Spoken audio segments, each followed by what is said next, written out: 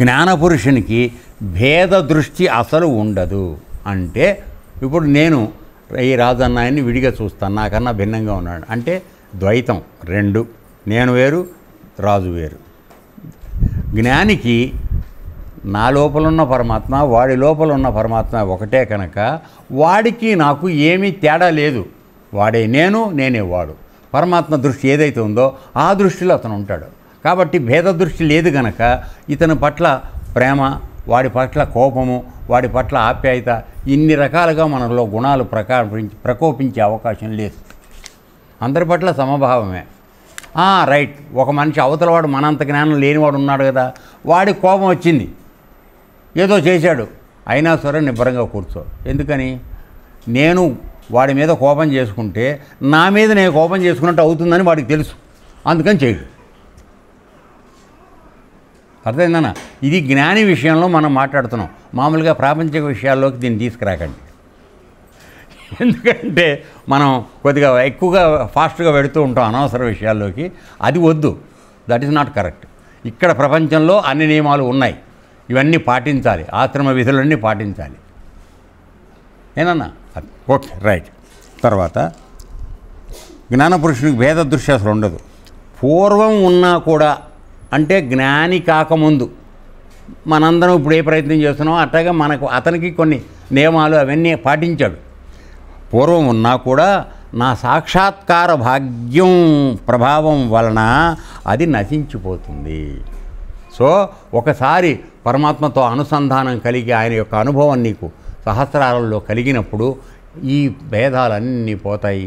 నీవు పరిశుద్ధమైనటువంటి మన శుద్ధి చేయబడిన బంగారు కణికలాగా తయారైపోతావు. ఇంకా దానిలో ఏ విధమైన లోటు లేదు, లోపం లేదు. సో ఆ విధంగా మనం తయారైపోయే అవకాశం, అటువంటి వాడినే జ్ఞాని అనబడేది. తర్వాత సమత్వం అతనికి సిద్ధిస్తుంది. అన్నిటి పట్ల సమానమైన బుద్ధి. ఇది జరిగిందని సంతోషం లేదు, అది జరగలేదని బాధ లేదు. రెండిటి పట్ల సమానంగా ఉండేటువంటి బుద్ధి పరమాత్మ అనుభవం కలిగిన తర్వాత వస్తుంది. అది రానంత వరకు మనలో గుణాలు ఉంటాయి నాన్న, దయచేసి గుర్తుపెట్టుకోండి. మనలో 3 గుణాలు ఉన్నాయి. ఈ 3 గుణాలు ఉన్నంత వరకు తారతమ్యములు అనగా భేదభావం లేకుండా మనం ఎవరూ ఉండలేము. మనకున్న పరిమితమైనటువంటి జ్ఞానంతో వీడు మంచివాడు, వీడు చెడ్డవాడు, వీడు ఒక మాదిరివాడు, వీడిని నమ్మకూడదు, ఇటువంటి అభిప్రాయాలని మనం ఏర్పరచుకుంటూ ఉంటాం. మనకున్న జ్ఞానంతో, వాడితో ఉన్న మనకు సంబంధంతో. న్యాయానికి మనకు ఆ వ్యక్తి గురించి మనకు కొంతవరకే తెలుసు, పూర్తిగా మనకు తెలియదు. మనకున్న పరిమిత జ్ఞానంతో వాడు మంచివాడు, దొంగవాడని మనం నిర్ణయం చేస్తున్నాం. నిజానికి వాడిలో మనకు కనపడనటువంటి ఎన్నో మంచి లక్షణాలు ఉండొచ్చు, అవి మనకు తెలియట్లే. అర్థమైందన్న? అందుకని మనలో అభిప్రాయ భేదాలు వస్తున్నాయి. ఒకరి గురించి ఒకరి అభిప్రాయం, ఇంకోటి గురించి ఇంకో అభిప్రాయం. ఇది తప్పు. నువ్వు సంపూర్ణంగా ఒక వ్యక్తి గురించి తెలియందే అభిప్రాయం ఏర్పరచుకోవడం పొరపాటు. అర్థమైందా? జ్ఞాని అన్నవాడు వాడికి అసలు రెండోది అనేది లేదు కదా నాన్న. ఉన్నదంతా పరమాత్మే, నాలో ఉన్నాడు, బయట ఉన్నాడు, కనపడుతున్నవన్నీ పరమాత్మ స్వరూపమే, నేను పరమాత్మ స్వరూపమే, నాకు వాటికి భిన్నమేముంది, తేడా అనేది లేదు. ఆ దృష్టిలో ఉన్నప్పుడు మనలాగా మనం అసెస్మెంట్ చేసుకుంటాం. మనం ఇప్పుడు ఒక్కొక్కళ్ళ లెక్క వేసుకుంటున్నాం కదా, ఆ పద్ధతులు వాళ్ళ దగ్గర నడవు. అది ఓకే.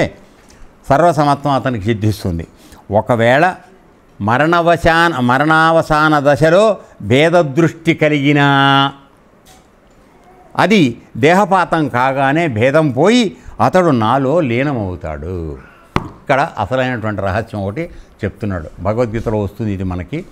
ఎందుకంటే ఎంతోమంది పరమాత్మ యొక్క సాక్షాత్కారం కోసం ప్రయత్నం చేస్తారు, సాక్షాత్కారం కలుగుతుంది, ఇందులో అనుమానం లేదు. కానీ అది కలిగిన తర్వాత దాన్ని నిలబెట్టుకోవడానికి నువ్వెప్పుడు ఆయన దగ్గర అక్కడ ఉండే పరిస్థితి చేస్తే తేడా లేదు, నో ప్రాబ్లం. ఏనన్నా? కానీ అది చాలా దుర్లభమైన విషయం. ఎందుకని అంటే మనం యోగం బాగా ఉత్కృష్టంగా చేసాం. ఇప్పుడు మీరు దీక్ష సమయాల్లో ఏమీ ముట్టుకోకుండా 40 రోజులు 50 రోజులు పర్ఫెక్ట్గా ఉన్నారు. తర్వాత మళ్ళీ అదే పర్ఫెక్ట్నెస్ ఉంటుందా? నేను నిందిస్తున్నాను అనుకోకుండా బేటా, ఉదాహరణకు మాత్రం చెప్తున్నాను. సో ఇలాగే ఈ జ్ఞాని విషయంలో కూడా ఏం జరుగుతుందంటే, ఒకసారి పరమాత్మ యొక్క సాక్షాత్కారం కలుగుతుంది, సంతోషం, బాగుంది. కానీ మనలో ఉన్న 3 గుణాలు ఉన్నాయని చెప్పాను కదా, ఇవి ఎప్పుడూ మన శరీరాన్ని పట్టుకునే ఉన్నాయి. అర్థమైందా? వీటి యొక్క ప్రభావానికి ఏదో సమయంలో మనం లోనైపోతాం ప్రభావానికి. ఆ ప్రభావానికి లోనైనప్పుడు ఇక్కడ పరమాత్మ దగ్గర సంబంధం మనకు కొద్దిగా పక్కకి వెళ్ళిపోతుంది. ఇది ఎక్కువగా ఎప్పుడు జరుగుతుంది అంటే మరణ సమయంలో జరుగుతుంది ముఖ్యంగా. ఎందుకని పూర్వజన్మల్లో మనం చేసుకున్న వాసనలు చాలా ఉన్నాయి కదా, ఆ లెక్క మనకు గుర్తులేదు. ఈ జన్మలో అయితే ప్రయత్నం చేసాం, పరమాత్మను తెలుసుకున్నాం, కానీ నువ్వు మళ్ళీ జన్మెత్తాల్సిన అవసరం ఉంది. అక్కడ పై లెక్క ప్రకారం నువ్వు అనుకుంటున్నావు పవిత్రుడు, నీకు జన్మ రాదని, కానీ అది కరెక్ట్ కాదు. వాళ్ళ లెక్క ప్రకారం నువ్వు జన్మకి రావాలి. అప్పుడేం జరుగుతుంది, నీ దృష్టి పరమాత్మ మీద ఉండేది పక్కదాని మీద, దేనికి వెళ్ళాలో అక్కడికి వెళ్ళిపోతుంది. అక్కడికి వెళ్ళగానే నువ్వు మళ్ళీ ఆ జన్మకు వచ్చేస్తావు. కానీ ఆ దేహపాతం అయిపోయిన తర్వాత మళ్ళీ నా జ్ఞానం వాడికి అందుతుంది, వాడు నాలో చేరిపోతాడని ఇక్కడ ఒక అభయం ఇస్తున్నాడు. దీనికి చిన్న ఉదాహరణగా జడభరతుడి కథ ఒకటి చెప్పాల్సి వస్తుంది. జడభరతుడు అనేటువంటి వాడు మామూలుగా పూర్వజన్మలో ఒక మహాయోగి ముని, అడవిలో ఉంటూ కందమూలాలు తింటూ తిరుగుతూ ఉంటాడు.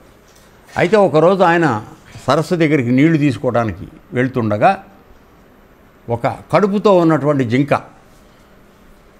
జింకని పులి వేటాడటం మొదలెట్టింది. పులి వేటాడటం మొదలుపెట్టేటప్పటికీ ఆ ప్రాణభయానికి ఆ జింక ఈ నీటి దొరువు మించి అవతలకి దూకింది. దుంకేటప్పటికి ఏమైంది, ఒడ్డు మీద ఆ జింక కడుపులో ఉన్న పిల్ల కింద పడింది, తల్లి దూకేసింది. ఈ పసిపి గుడ్డు కింద పడింది. ఈయన చూసేటప్పుడు అయ్యో తల్లి కూడా లేని అనాథ అయిపోయింది, దీన్ని నేను రక్షించాలని చెప్పి తీసుకున్నాడు. సన్యాసి, నీకు ఏ సంబంధం లేదు, కానీ మానవత్వం అక్కడ వచ్చింది. వచ్చి ఆ పిల్ల జింక పిల్లని తీసుకొని ఆశ్రమానికి తీసుకెళ్ళి దాన్ని పెంచడం మొదలెట్టాడు. అది ఎంతగా ఆయనకి మాన్యం అయిపోయిందంటే ఆయన తపస్సు చేస్తూ కూర్చున్నా కూడా భుజం మీద మూతి పెట్టడమో అది చేయడమో ఇది చేయడం చేస్తూనే ఉంది. ఈయన ఏమాత్రం కోపం లేకుండా దాంతో మామూలుగా తరిస్తున్నాడు. సరే, ఇప్పుడు మహానుభావుడు సమయం అయిపోయింది, తను వెళ్ళిపోవాల్సిన సమయం వచ్చింది, అది తెలిసిపోతుంది. యోగంలో ఉన్నవాడికి ముందు తెలుస్తుందన్న. సడన్గా చచ్చిపోయే పరిస్థితి ఆ సంగతి తెలియని వాళ్ళకి జరుగుతుంది. పరమాత్మతో అనుసంధానం లేని వాళ్ళకి జరుగుతుంది. పరమాత్మతో అనుసంధానం ఉన్నవాడు ఖచ్చితంగా ఒక 3 నెలల ముందు తెలుస్తుంది మన మరణం ఎప్పుడు వస్తుందో.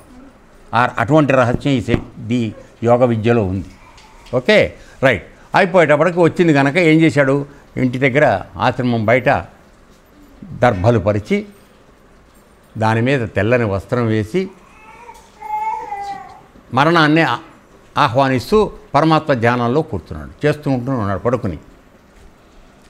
ఈలోపు ఈ జింక పిల్ల అలవాటు ప్రకారం వచ్చి ఈయన భుజం మీద పడి ఎక్కి ముద్దులాటం మొదలెట్టింది.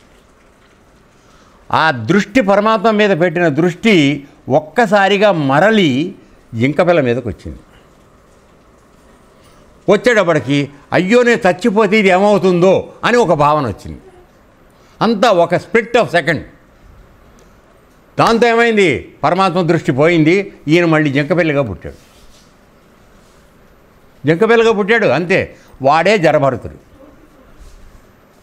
అయితే మరి పూర్వం ఉన్నటువంటి జ్ఞానము, పూర్వజన్మ సుకృతం అదంతా ఉంది కదా, అందుకని అది జింకగా ఉన్నప్పుడు కూడా మాట్లాడటం మొదలుపెట్టి మాట్లాడి వేదాలని చదువుకుంటూ అది చేస్తూ ఇది చేస్తూ ఆఖరికి నెక్స్ట్ జన్మలో చనిపోయి అప్పుడు మళ్ళీ ఒక బ్రాహ్మడి కడుపులో పుట్టి అక్కడి నుంచి మోక్షం సాధించాడు ఆయన.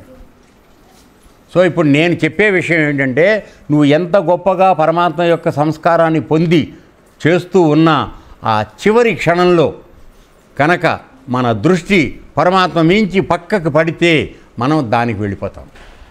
అది జరిగిందే కూడా భయం లేదని చెప్తున్నాడు చూడండి. ఎందుకని, నువ్వు చేసిన యోగం ఎక్కడికి పోదు నాన్న, అది గుర్తుపెట్టుకో. ప్రారంధ కర్మ ఉంది, నువ్వు జన్మగా వెళ్ళాలి, ఇంకోసారి శరీరం ధరించాలి నువ్వు. అందుకని పక్కకు వస్తావు, వెళ్ళి జన్మ తీసుకుంటావు. అలా జన్మ తీసేసుకున్న తర్వాత ఒక జన్మకో 2 జన్మలకో ఖచ్చితంగా మళ్ళీ వెనక్కి వచ్చేస్తావు, పరమాత్మ దగ్గరికి వెళ్ళిపోతావు.